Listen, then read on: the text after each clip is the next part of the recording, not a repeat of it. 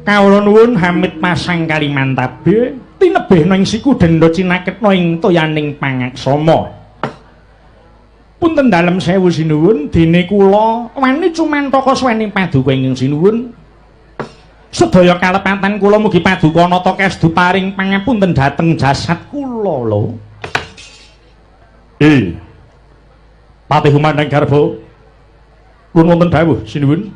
Wah. Apa prajurit kang tunggu gapura ngarep kae wis padha wuta mripate? Ing atase ana menungsa rapakra, sandangane pating cruwil, gandaning ngungkuli batang tikus.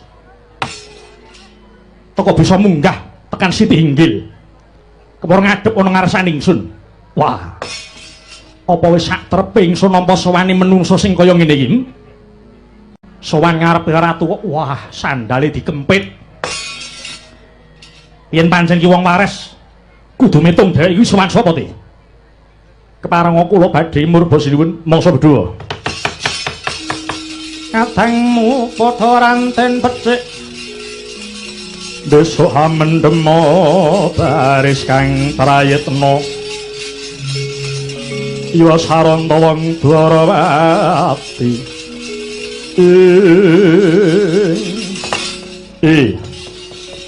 Mangkota menungsa murang tata mara gaging aku. Kowe kuwi menungsa saka ngendi lan sapa jenengmu? Gajeke soman kuwi iki ya mawa tata krama lho. Lah ning mulai nanggapi kok ketok dak sia banget. Ya, menawa kowe takon karo aku, kosek wong elek. Anggepmu apa? Anggepmu apa kowe matur ana ngersaku ora nganggo basa? Aja kurang pangapura, Mas. Gandeng sing takon ora basa, olehku mangsul ya ora iso basa. Waduh keparat. Mara ora apa banyu bening. Sawangan aku iki sapa? Lho, lah sapa tek malah lali? Lah wong kowe karo awakmu dhewe wae ora mudeng ngono kok mongso ngerti ya ta aku iki. Ala tanpa rupa aku iki pepatih dalem Nuswarukmi kene. Lah gini wis ngerti nek kowe iki patih, lah kok ndak tak takon wong liya. Sing tak karepke kowe ngejenono marang aku. Ora susah tok kongkon waton kowe gelem ngejeni wong liya, aku mesti ngejeni kowe Mas Mati. Aku iki patih. Lho, patih karepmu kernet ya karepmu kok. Lah wong urip kowe ora mergo saka kowe kok, Mas. Patih, mundur. Purda nguntat lirikina tadodo bang maringa wengis. Kumebot patoning lati. Wong edan rembugan ngabangi kuping. Ora minggat tau kesek ndasmu iki. Ilang nyamuk. Loh.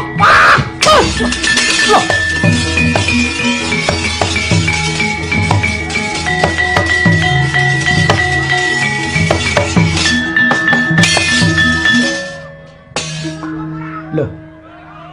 Piye Sang Prabu? Jare sirahku arep tok nggo keset.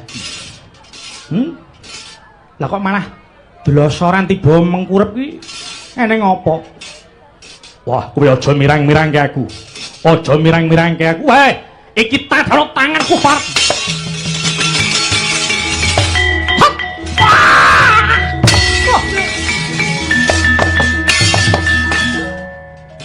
Iki dong apa tadi, Dek? Kok dlosoran ning ngarepe kere iki ratu karo patih kok dok. Mas Menggung kowe sisan, Mas. Lumpuh. Waduh. Wah. Aku ora ngopo-ngopo, Rek. Nah, sisan iki. Kula mboten ora. Tak eman kowe. Waduh. Kisana awakku iki piye? Waduh, aku iki kepiye? Lagi ku mlawe kok sanalika ilang daya kekuatanku. Aku lumpuh. Ora bisa nglawat kaya ngene iki sanak. Lah kok nganti lumpuh ki ngapa? Mengko aja-aja gek kowe iki kena angin duduk kuwi engko. Apa darah tinggi kowe? Aku iki ratu. Aku iki ratu ora tau kena lelara apa wae. Aja umuk sik Mas Ratu. Ratu kok ora kena lelara, kowe iki ya menungso kok kepiye to? Wangune kowe pasang walat ki sanak. Kowe pasang walat. Kok aneh temen. Kowe kok ndakwa aku pasang walat? Aku iki wong cilik, wong melarat, lan aku iki tok arani wong edan. Apa ana wong edan kok pasang walat? Apa wong cilik melarat kaya aku kok malat iki apa eneng? Ki sanak. Sak temene sira iku sapa ki sanak? Aku iki wong pidak pedaraan, loro saudon telu saurupan, nduri saka desa Pecuk-Pecukilan, jenengku Ki Lurah Petruk. Oh, iya Ki Lurah Petruk, matur nuwun. Wis kepareng nepungke asmane. Wah, kene iki ya iso alus lho ngendikane. Tepungno Ki Lurah, aku Prabu Jaya Setika. Nggih. Aku ya wis ngerti jejulukmu. Merga Sang Prabu kuwi ratu, saben kawula mesti wis ngerti. Ki Lurah Petruk, aku njaluk pangapura marang sekabehing tumindakku kang luput Ki Lurah Petruk. Ya. Iya Sang Prabu, tumiba sepadha-padha. Lelakon iki dadi pepeling marang sapa wae sing surasane aja sok ngendak marang gunaning liyan. Ngeling ana wong cilik melarat kuwi ya titahing Gusti sing nyipta jagat. Sing rumangsa cukup ngadonyane kudune darbi rasa welas marang sing wong nasibe durung becik. Ngeling ana ngadeke negara kuwi merga saka kekuatan patang perkara. Iya Ki Lurah. Banget ing panarimaku pewing saka Ki Lurah Petruk. Yen ana keparengmu mbok aku nyuwun dipulihke maneh kekuatanku Ki Lurah Petruk. Ya, Sang Prabu, tak suwun marang Gusti kang nyipta jagat. Ana keparenge mulih kekuatanmu Sang Prabu Jaya Setika lan patihmu lan tumenggung. Bismillahirrahmanirrahim. Balik pulih. Wah.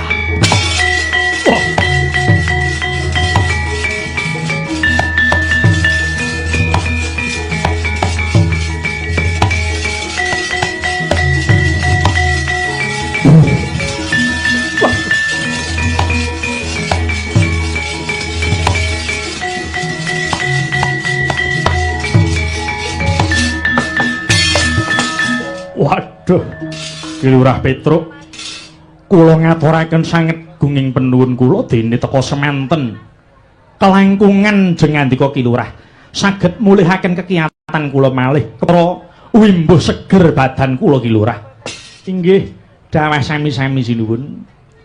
Kedahipun Sang Prabu matur nuwun dhateng pangeran ingkang tasih paring kawelasan dhateng jengandika Sang Prabu Jaya Setika. Kejawi saking menika kula namung caos pemut dhateng jengandika Sang Prabu supados jengandika pinaringan lestari anggenipun jumeneng nata. Kula aturi ngagem pepakeming ratu. Lajeng pepakeming ratu menika menapa kemawon Ki Lurah?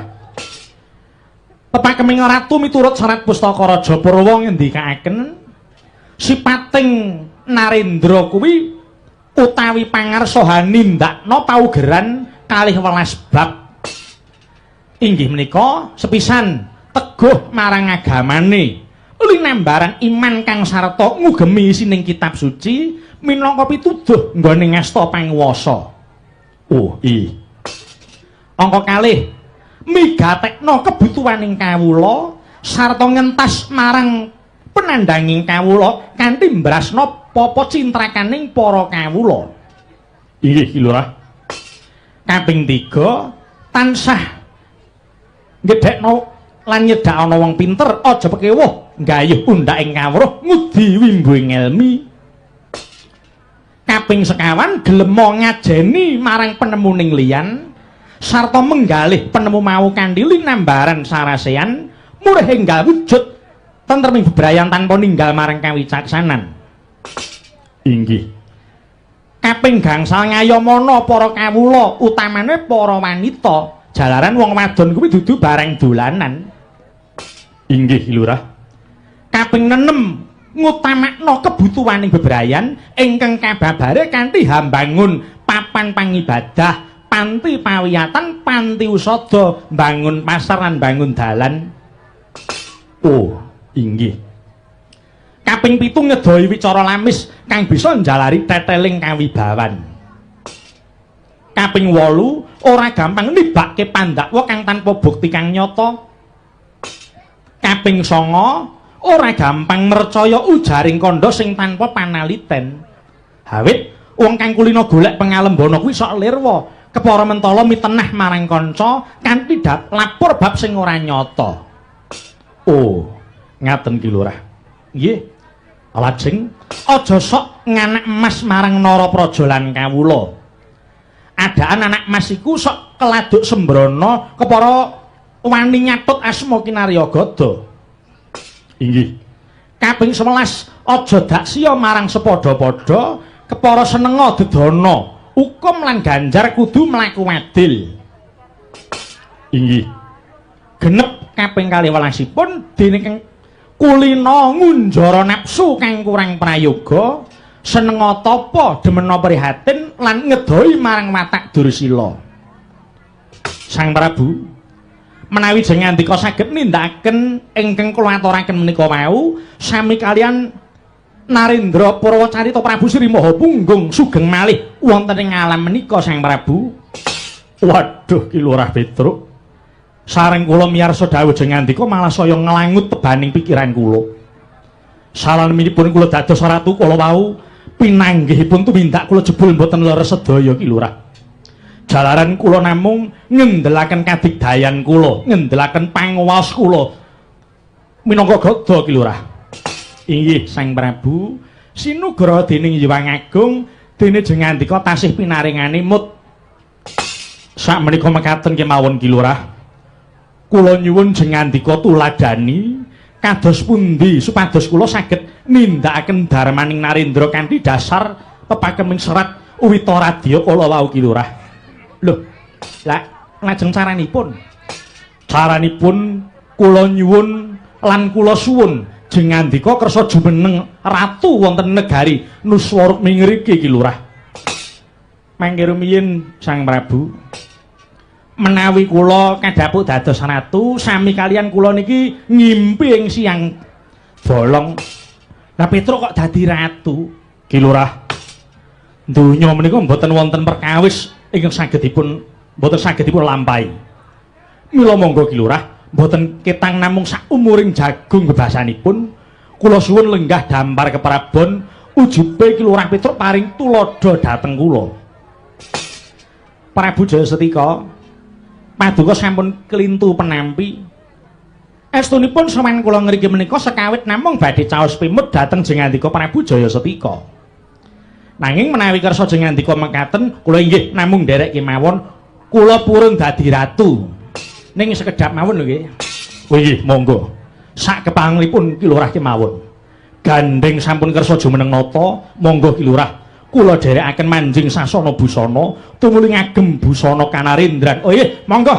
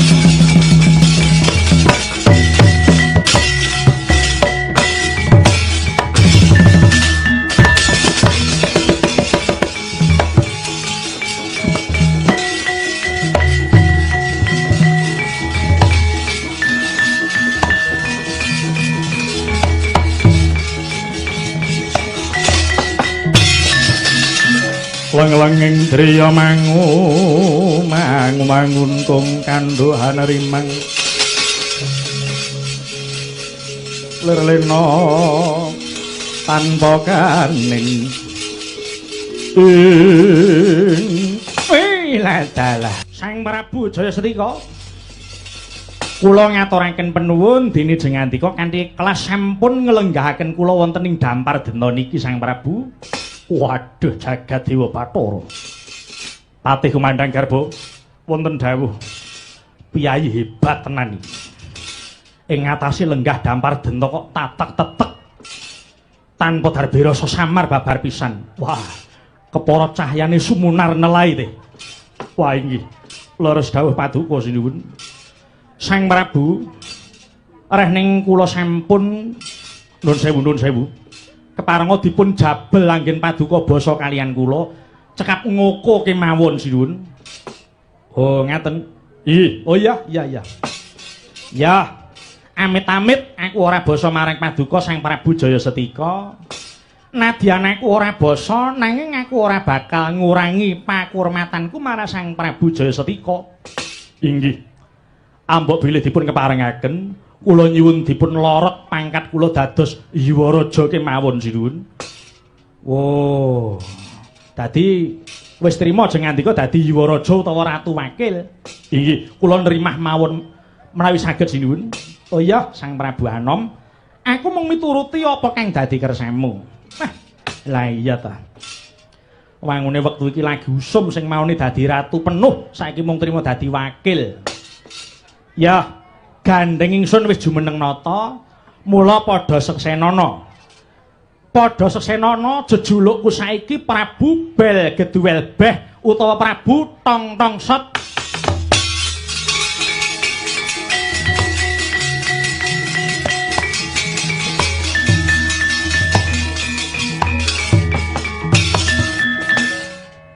Inggih, sinuwun kula nekseni jejuluk paduka Sang Prabu Bel Geduwel Beh.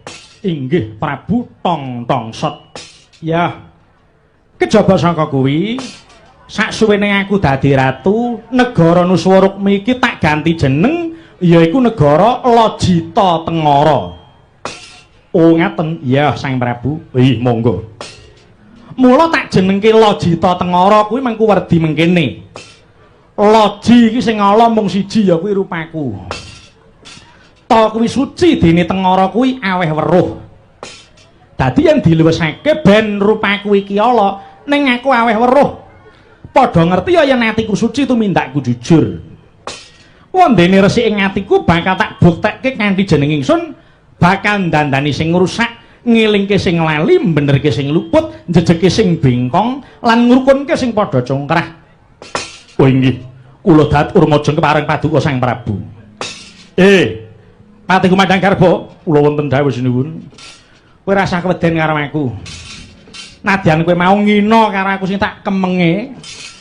Nanging kabeh pangenyekmu mau wis tak paringi pangapura. Dasare aku iki adoh saka rasa dendam karo sapa wae. Kowe ora bakal tak pindah nggon, wis tetep tak dapuk dadi patih. Ya mung tak jaluk wiwit saiki kowe kudu ngowahi nggonmu darbe watak adigang adigung lan adiguna. Ya, inggih sinuwun. Aja sok kumingsun utawa kumawasa. Ngelingana pangkat bisa minggat, bondo bisa lunga. Lan ngerti ya, kejaba kowe kuwi pepati ing ratu ning kuwi dadi uga pamonging para kawulamu. Pamong sing becik ora butuh diladeni para kawula, ning pamong sing becik iku ngladenana apa butuhe kawulamu. Oh. Inggih sinuwun. Yen pancen ana garapan mongko jane kuwi gampang ya aja digawe angel, ya. Oh inggih. Yen pancen garapan mau bisa rampung sedhela ya aja disuwe-suwe. Oh inggih.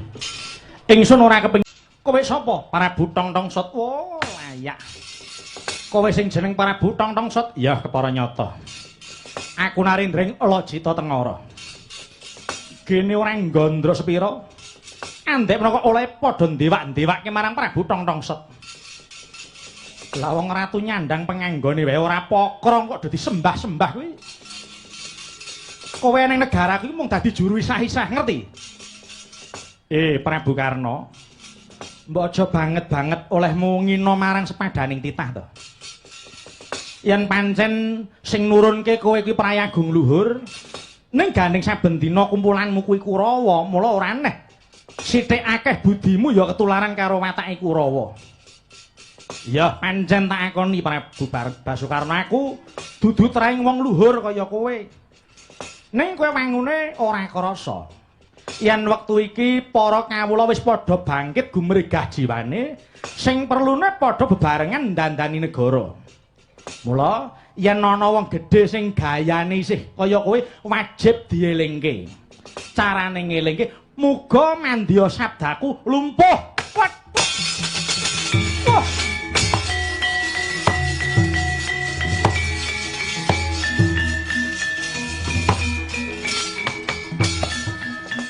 Ilang kekuatanku sabab saka mandi sabdamu para Butong Tongsot.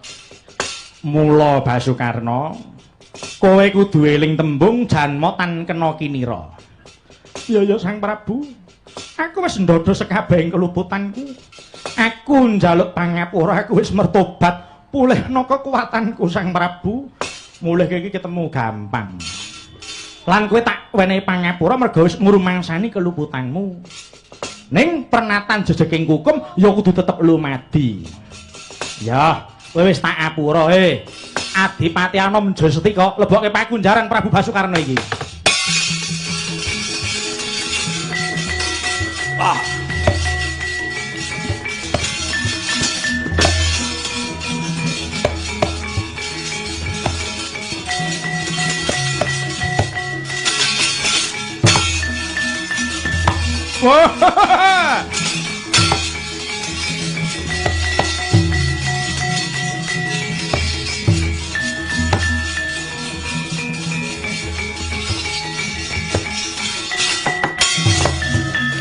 Paraga ta mlayu-mlayu ning apa?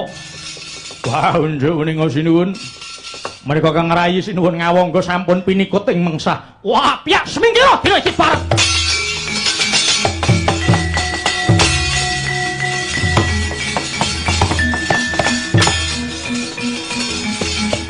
Ya, semila aja ngaling-alingi pandule Prabu Baladewa.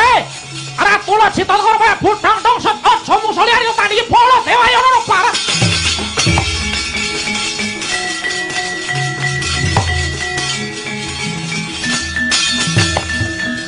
Weh haladalah.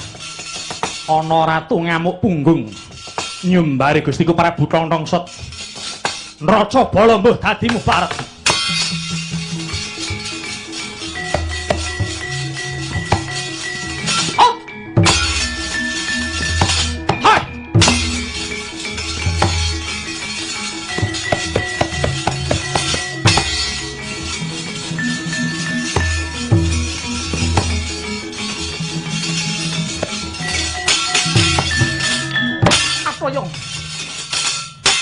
Soi guang gaman tanpa pari ora iso. Wah, ratu jelah urip iki parah.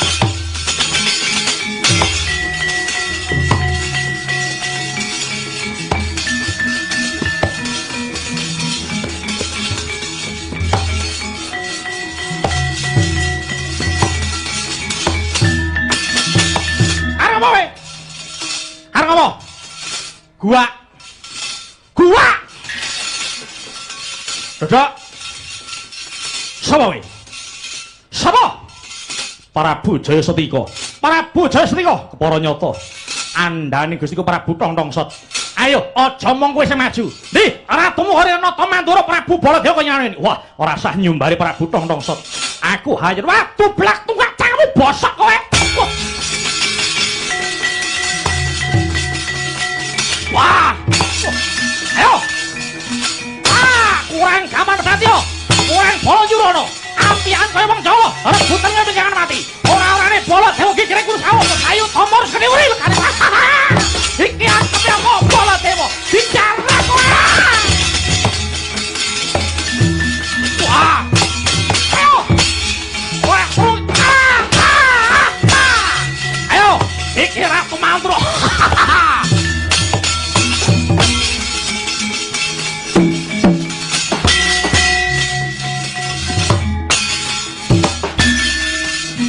Mundur.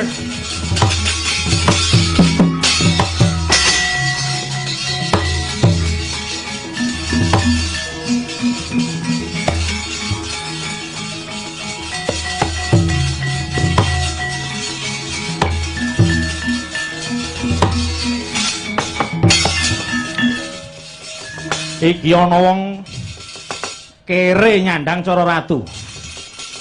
Apa kowe jeneng Tongtongsot? Iya, bener. Aku Prabu Tongtongsot. Baladewa. Loh. Ngerti aku, ngerti wong ratu ampuh. Tak kandhani. Apa kurang jembar negaramu, Lah kok kowe wanuh-wani mbelani Praja Ngastina? Lah kowe iki ana kene ngopo? Mandura kono iki sing akeh sing kudu diurusi, lah kok tekan kene. Malah kosok bali kowe kuwi. Kowe mbedah Praja Ngastina. Ratu Majnun. Ayo padha-padha dadi ratu. Padha-padha sing dadi ratu, mbok kowe aja ganggu marang kamardikaning liyan, Tongtongsot. Prabu Baladewa, tak jaluk kowe aja seling surup. Olehku teka ana Praja Ngastina iki babar pisan. Aku ora milik marang panguwasa Ngastina lan aku ora bakal njungkeng palungguhane Prabu Duryudana. Ning tekaku kene mung bakal nindakake dharmaku yaiku ndandani sing rusak ngelingke kang lali lan benerke sing luput. Prabu Baladewa, aku banget mesake marang Praja Ngastina. Aku banget mesake marang para kawula Ngastina. Ya sebab saka trekae Prabu Duryudana sak kurawane kabeh dheweke dadi ratu ora mikir kebutuhane para kawulane, ning mung mikolehke marang kebutuhan pribadine. Mara coba pikiran Baladewa. Ing ngatasé Ngastina kuwi negara gemah ripah lojinawi, ning kena ngapa kok kawulane sak perangan akeh padha urip ana sak ngisoring garis kemelaratan. Ngastina sing biyen kondang negara Kerta Tata Raharja, ning saiki kok akeh raja pati. Waktu iki Ngastina kekurangan wong sing bisa kanggo panutan. Mula yen nganti Prabu Baladewa njarak merangi aku tegese kowe ora melu andel bab rusaking Praja Ngastina iki. Waduh Prabu Tongtongsot.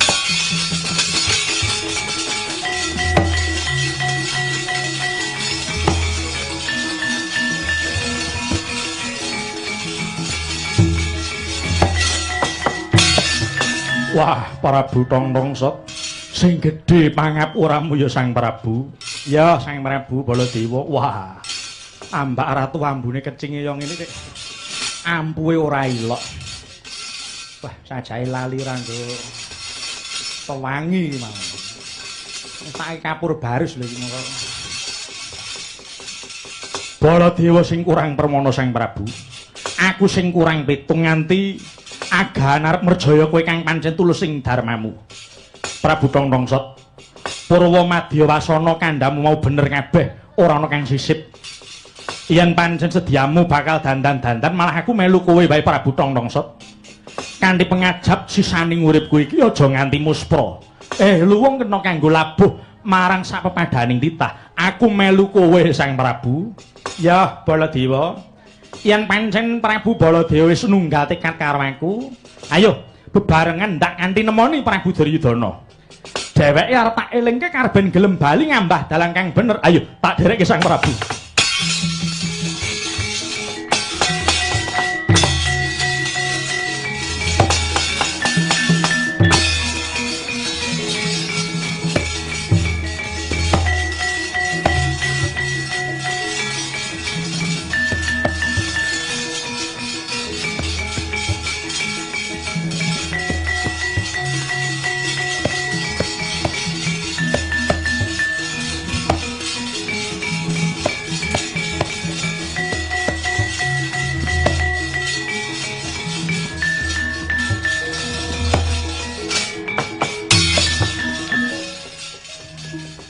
Paman Sengkuni, paran pawartaning nggone Kakang Prabu Mandura ngrenggulangi tekaning mungsuh saka ing Praja Cita Tengara paman.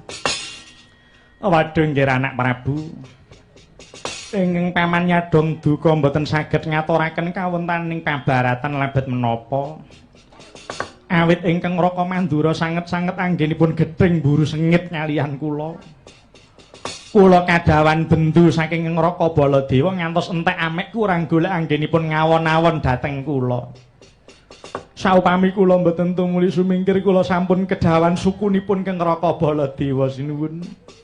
Kula dipun tundung supados mboten kempal kalian piyambakipun mangke mindak njalari kawon perangipun. Inggih menika Sang Prabu, menawi sakinten paduka awrat Kang Raka Baladewa luwung kula nyuwun pamit medal saking Ngastina ngriki. Kula nyuwun pamit Kang Paman trimah wangsul kemawon dhateng Plasa Jenar anak Prabu. Waduh, Paman sing cekak temen pikiranmu. Apa Paman Harya pangling karo watake Kakang Prabu Baladewa? Kakang Mandura ki cepak muring ning ya gelis liliye. Mula ora perlu dilebokke ati dawuh Kakang Mandura mau. Ning sakit batos kula sakit niku. Wong tuwa kok dono-donoke ning dalan. Wis. Ora perlu Paman nangis marang lelakonmu semingkira. Yen nganti ana pengamuk ing Prabu Tongtongsot, yen pancen Prabu Baladewa ora iso mbelani Duryudana aku dhewe kang jangkah kula ingin sowan sinuwun.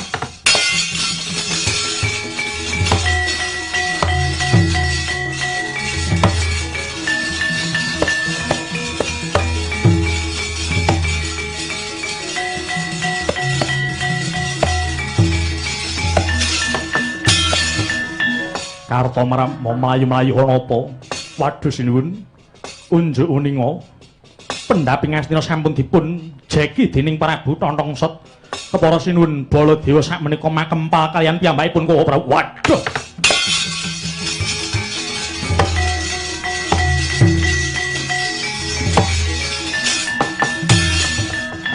Aja ana sing melu-melu. Kaya apa dapure Ratu Lajita tak jangkahe dhewe.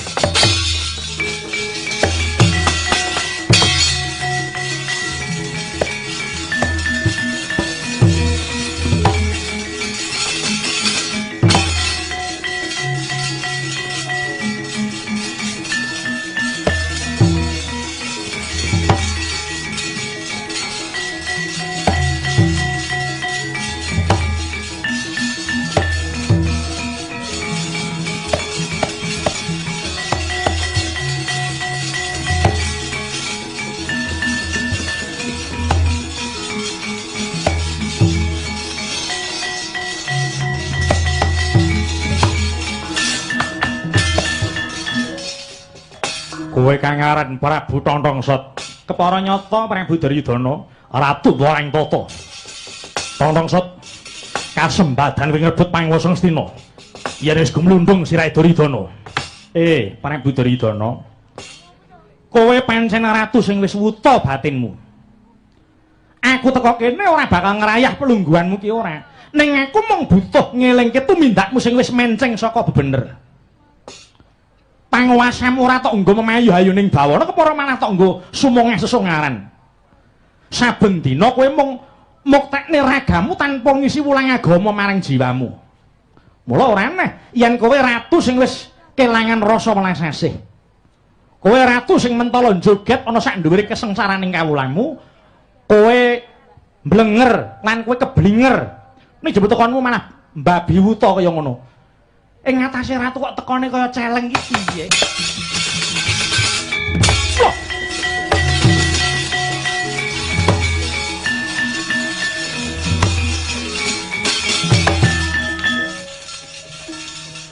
Apa? Hari? Wis ngono kuwi. Wah. Yayi Duryudana. Nah iki.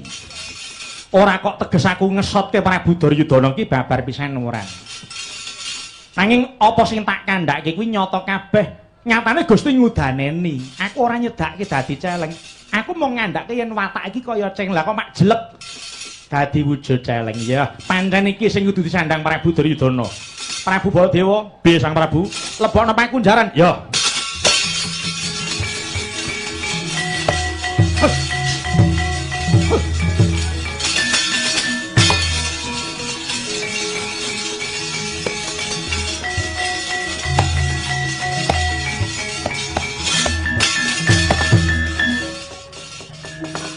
Ratu Ngastina Prabu Duryudana mlebu ing pakunjaran. Mongko niatku ora bakal ngrusak marang Praja Ngastina. Ning aku nduweni tanggung jawab gandeng niatku apik. Mula saksuwene Prabu Duryudana ana pakunjaran, panguwasa Ngastina bakal tak cekel luwih dhisik kanggo dalan nggonku dandan-dandan karo kawula Ngastina dina iki.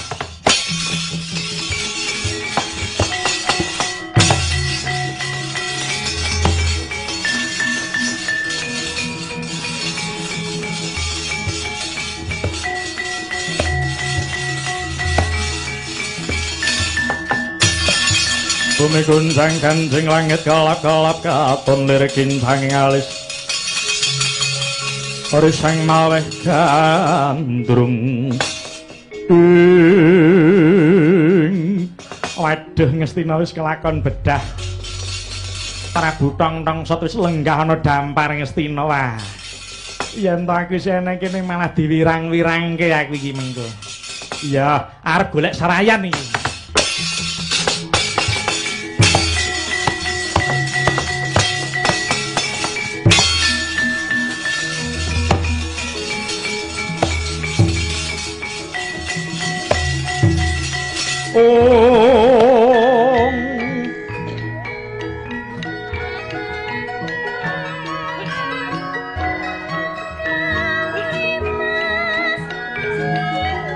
Leng-leng rem yuwaning kang driya lir yuwang candra katawangan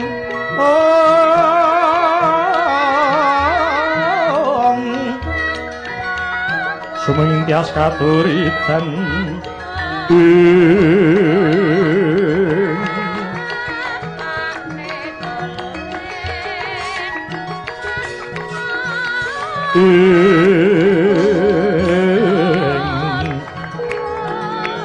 limut kabyataning rujit permerming driya manawung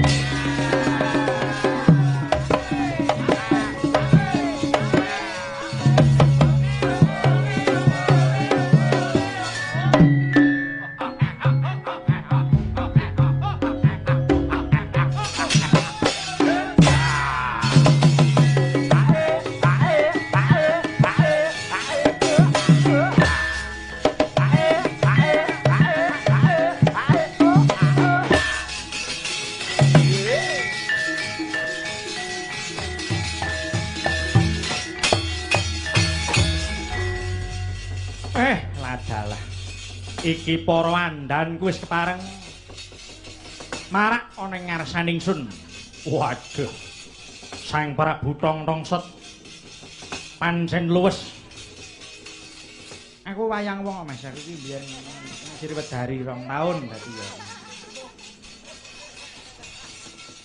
yen yo keliling aku iki yo keliling mula yo sithik-sithik iso kiprah aku mbiyen ki jaranan ya tau Tulungagung kono nek wis aku ki wis sapa sing ora ngerti trajangku Tulungagungan anger pegonan wis iki lho iki arep nyoba nah alangan yen ora yo tak cobane kok dikira aku ki wong ra jenenge nek wis Tongtongset cah yadi nah iki ya ingsun iki ya.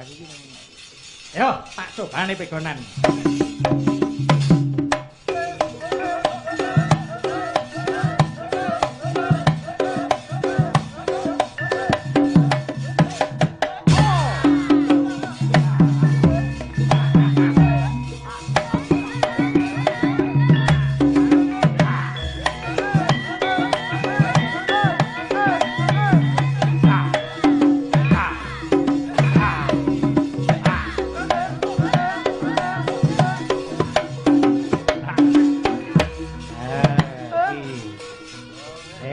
sebul wis.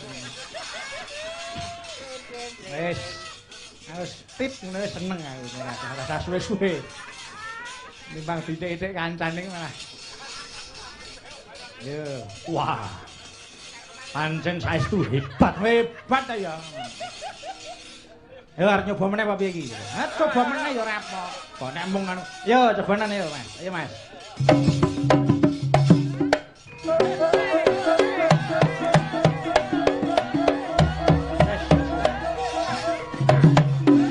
Nek bahasa iki luwe aku dari.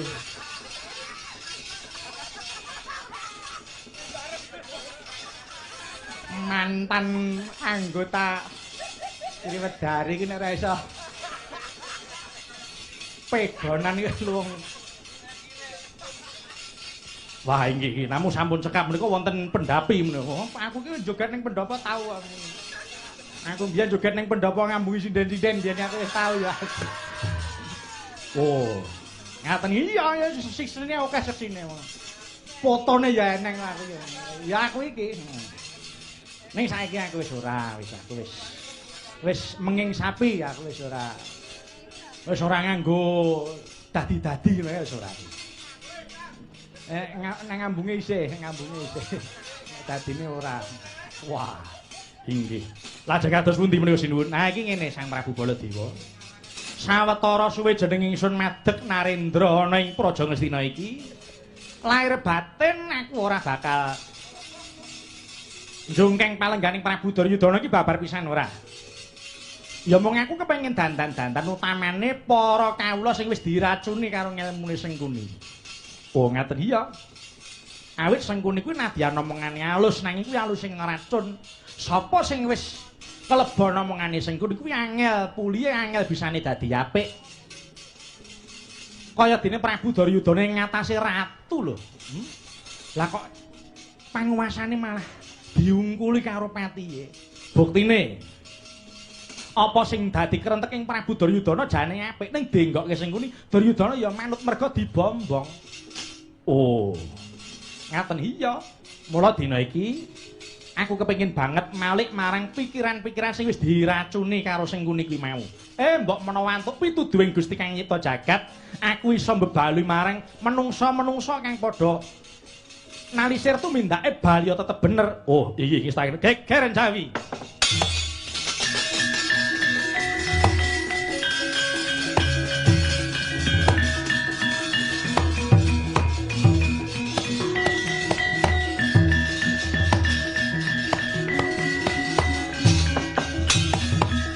Cocong templere kinatap. Cocok bang mawing-wing.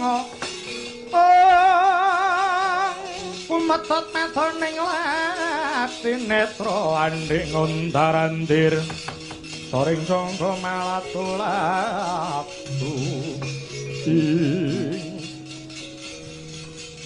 ana apa Temenggung Jayapati mlebu tanpa tak timbali inggih ngatur menika sinuwun ing Jawi wonten satriya gagah prakusana Raden Werkudara piyambakipun hanyumbari sang paduka sinuwun boten tarimah menawi paduka badhe bedah negari Ngastina miwah negari Ngamarta. Wis ta. Mongko lair batin aku iki ora arep bedah praja Ngamarta iki lah kok Werkudara kok tekan kene ngamuk punggung wae lah sajake ana sing ora bener iki. Mbok coba. Yai Adipati ana Menjastika Mara metuwa kandhanana Raden Werkudara aja nganti mbacut. Yen mbacut malah kok bakal kewirangan yen ora kena dikandhani undurna karo kekuatanmu. Nggih. Paring pamit.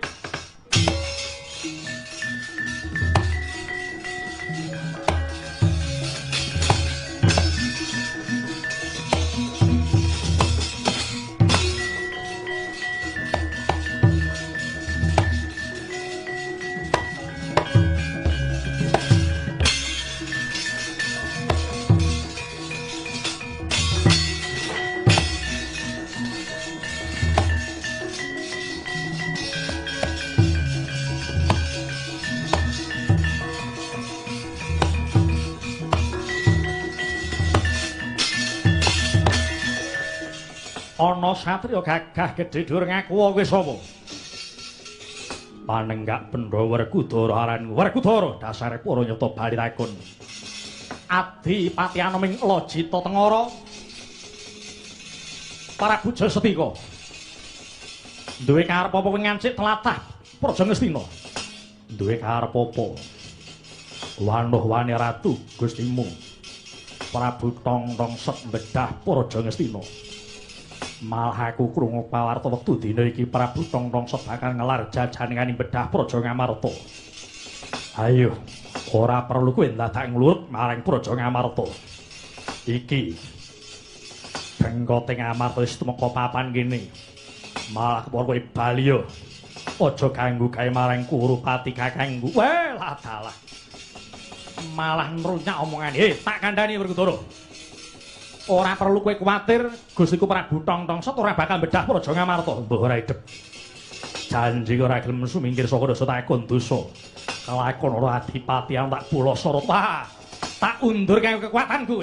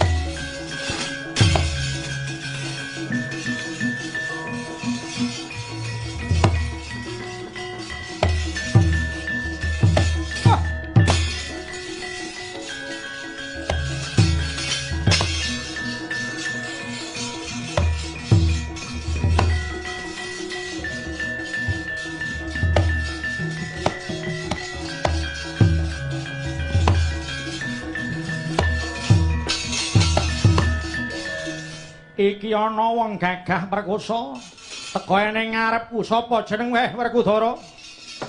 Wah, wis ngerti jenengku. Ya kuwi jenengku. Kowe sapa? Narendra saka Lajita Tengara, jejulukku Prabu Tongtong Set. Ana wigati apa kowe teko ning Ngastina kene? Aku njaluk bali panguwasa Praja Ngastina sing ta rebut. An kowe ora bakal kelakon bedah Praja Ngamarta. Yen durung bisa nglangkai bangkine Werkudara. Werkudara. Ngawur kandhamu kuwi. Sapa? Sapa sing arep bedah Praja Ngamarta? Kuwi jenenge kowe satriya sing kurang waspada. Buktine, kowe gampang didukumba karo menungsa sing pengawak setan. Lah apa wis mingerke blaku kok aku ki ngurusi negaramu Ngerti ya Werkudara? Tekaku kene ora niat bedah Praja Ngastina, ning aku mung dandani jiwane para Kurawa sing wis bacut ngoyot marang tumindak serakah.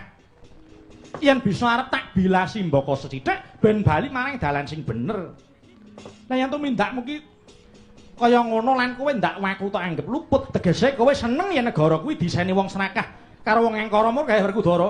Wah, jebul apik gegayuhanmu.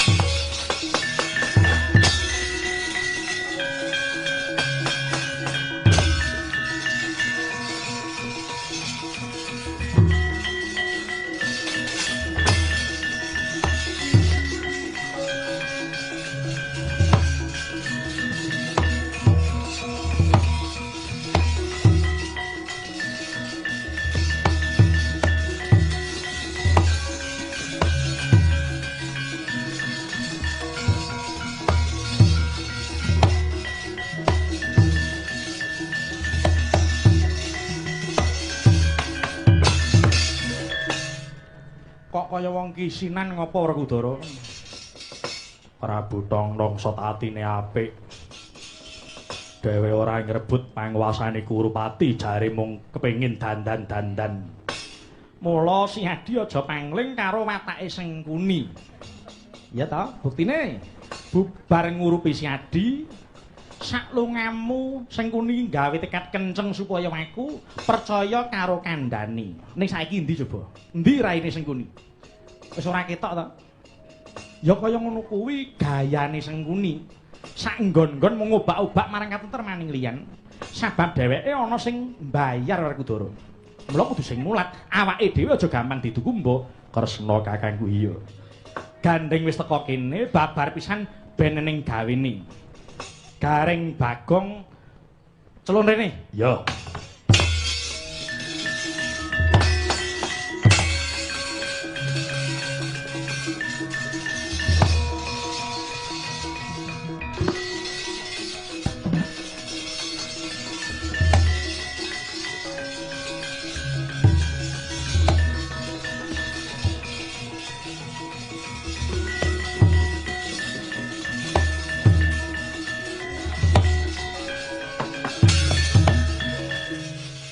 Wonten dawuh sinuwun. Arek delae wis ngene iki bledik-bledikan ngaran. Lek wis urip melen oleh padake awake. Wonten dawuh. Iki wis tekan Praja Ngastina nggih. Kowe wis krungu kabar apa durung? Dereng. Bab napa? Praja Ngastina kelakon dibedah dening Ratu Lajita Tengara jenenge Prabu Tongtongset ya Prabu Bel Geduwel Beh. Lah terus Yayi Werkudara maju ya ora urung malah kisinan. Ya mung saiki aku njaluk tulung.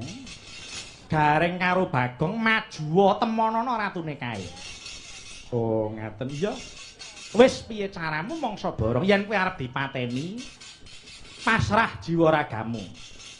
Syukur bage kowe bisa gawe lili ing Ratu Prabu Tongtongset kanthi cara kowe nangisa etok-etok bapakmu lara. Oh Rama Semar. Bagong semoga golek acara piye carane Prabu Tongtongset iso lilih. Ngoten. Iya. Yen Prabu Tongtongset wis lilih ana lenane Jamus Kalimasada sing dipundi jupuken. Oh ngaten. Iya. Oh nggih, kula nyuwun pamit, nyuwun pangestu. Nggih. Wang makane mboten ngangge niki. Ora ya mung kene kono iki wang makan. Bagong iki petung saiki. Ya nek ora ngono ya ora medun tenan ya. Mangkat to, nyuwun pamit.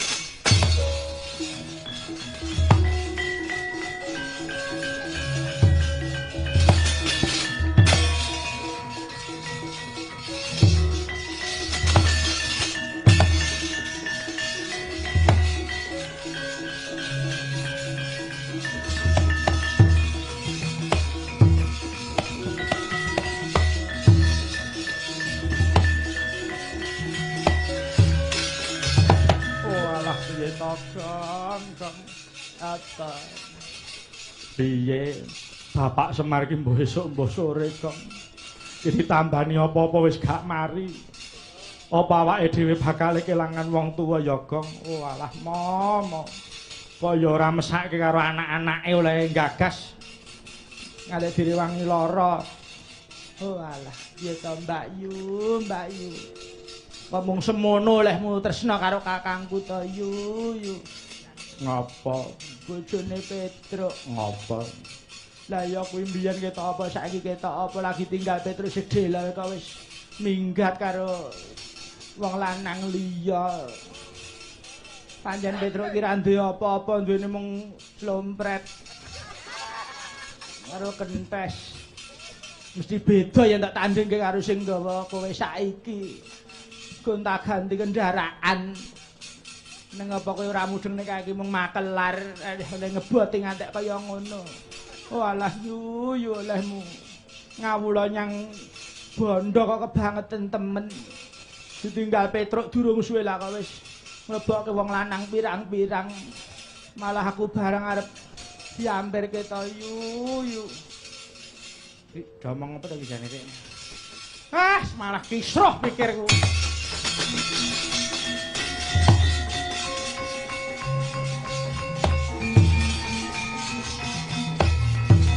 Loh. Wah, ratune Petruk nak, Gong. Aku wis ngira kok, Rek. Lah wong ratu kok ambune sembukan iki nek ora Petruk sapa coba? Lah nek Petruk mangsa gelo karo Mbak Yu. Ning coba nek dimingi-mingi bakule mie ayam ndang mulih. Ora wis ora. Oh, aku wis halus. Aku wis tiru karo Mas Joko, aku wis ora aneh-aneh, aku wis mlaku nyang dalan sing bener. Aku mbal apa? Ora aku wis limang wektu kaya Mas Joko kuwi. Mas Joko kuwi wis elok iki. Aku wis tiru karo Mas Wahyu ya sing ngono wis kaya wis mertobat. Pancen nglakoni wadat. Ora gelem gepok singgol wanita selawase urip Mas Wahyu mlaku nulat.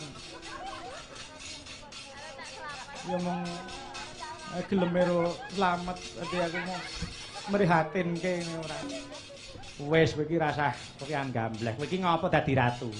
Oh ngene lho Kang Gareng, prasaja wae aku iki ora kok arep nggawa lunga kelima sada ki ora mung aku kepengin dandan-dandan nganggo dayaning jimat kelima sada. Oh ngono iya. Babar pisan aku ora ngimpi.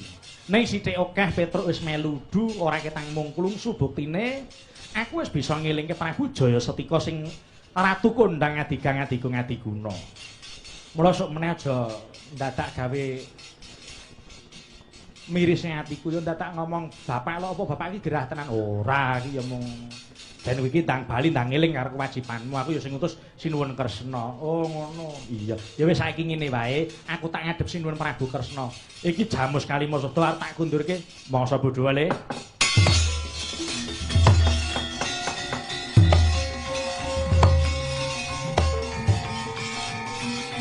Alah. Wah, jebul para butong-tong set iki mau Petruk to iki. Wah, iya. Iya. Muga-muga ndang eling Purwadusune Petruk. Jebul kowe sing dadi ratu Petruk.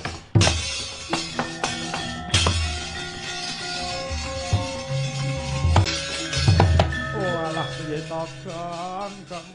Apa? Piye? Bapak Semar ki mbok esuk mbok sore, Kang. Ki ditambani apa-apa wis gak mari. Apa awake dhewe bakal kelangan wong tuwa ya, Gong? Oh alah, Momo. Kok ya ora mesake karo anak-anake oleh gagas. Ngalih direwangi lara. Oh alah, piye to Mbak Yu? Kok mung semono olehmu tresna karo kakangku to Yu. Ngopo? Bojone Petruk. Ngopo? Lah ya kuwi mbiyen ketok apa saiki ketok apa lagi tinggal Petruk sedhela kok wis minggat karo wong lanang liya.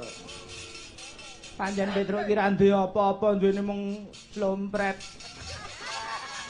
karo kentes. Mesti beda yen tak tandingke karo sing gawa kowe saiki. Gonta-ganti kendaraan. Neng apa kowe ora mudeng nek iki mung makelar ngeboti ngantek kaya ngono.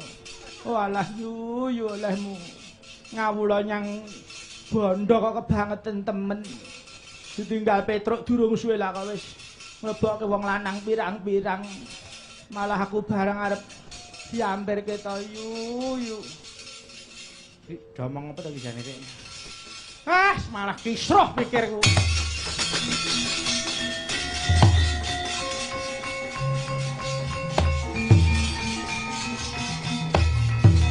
Loh. Wah, ratune Petruk nak, Gong. Aku wis ngira kok, Rek. Lah wong ratu kok ambune sembukan iki nek ora Petruk sapa coba? Lah nek Petruk mangsa gelo karo Mbak Yu. Ning coba nek dimingi-mingi bakule mie ayam ndang mulih. Ora wis ora. Oh, aku wis halus. Aku wis tiru karo Mas Joko, aku wis ora aneh-aneh, aku wis mlaku nyang dalan sing bener. Aku mbal apa? Ora aku wis limang wektu kaya Mas Joko kuwi. Mas Joko kuwi wis elok iki. Aku wis tiru karo Mas Wahyu ya sing ngono wis kaya wis mertobat. Pancen nglakoni wadat. Ora gelem gepok singgol wanita selawase urip Mas Wahyu mlaku nulat.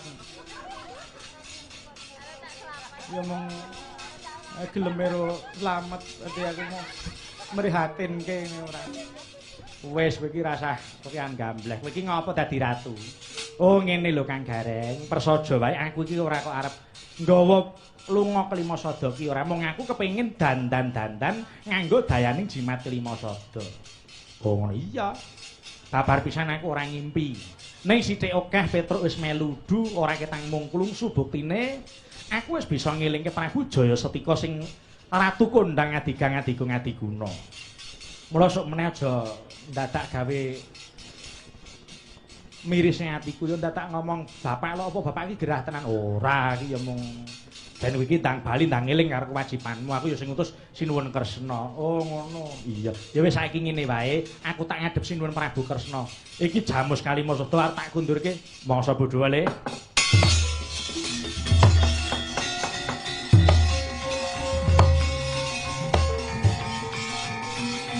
Alah. Wah, jebul para butong tongsut iki mau Petruk to iki. Wah, iya. Iya. Muga-muga ndang eling Purwadusri Petruk. Jebul kowe sing dadi ratu Petruk.